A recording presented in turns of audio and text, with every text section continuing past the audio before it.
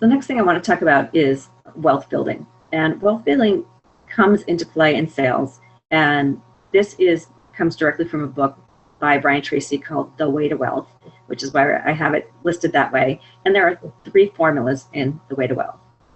The first is a customer formula. How many customers do you have? The second is revenue. How much revenue do you have? And the third is profit. How much profit? And today we're really going to just focus on these first 2, customers and revenue. If you want to know more about the profit formula, please put profit on your feedback form anywhere, and I will get that to you. So let's talk about the customer formula. The customer formula has 2 inputs and 1 output. The inputs are leads. How many leads is your marketing producing?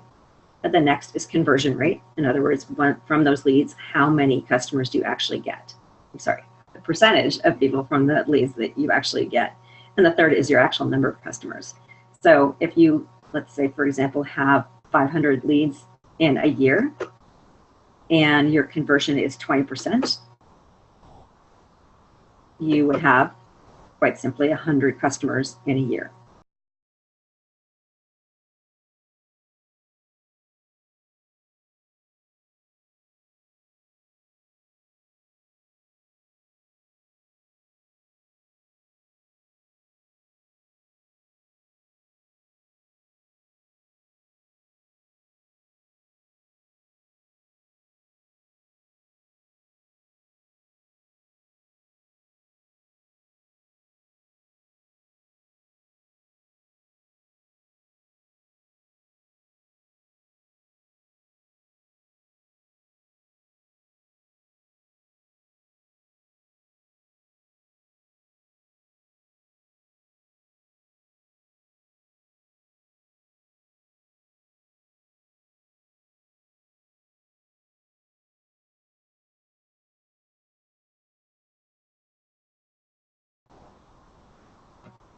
So how do we impact that? How do we increase each of those numbers? Well, if you're like many of the clients that I work with, they always want to have twice the revenue that they currently have. If they're making 10,000, they want to make 20,000. If they're making 100,000, they want to make 200,000, and so on.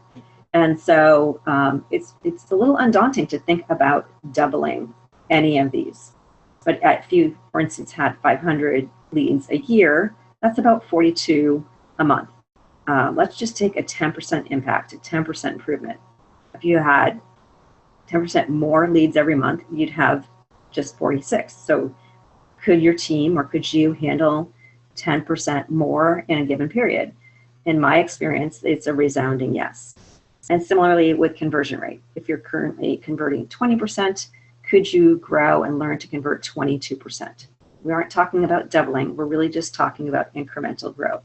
So what does that look like for you? If you now had 550 leads at 10% and you had 22% conversion rate, now you can have 121 clients.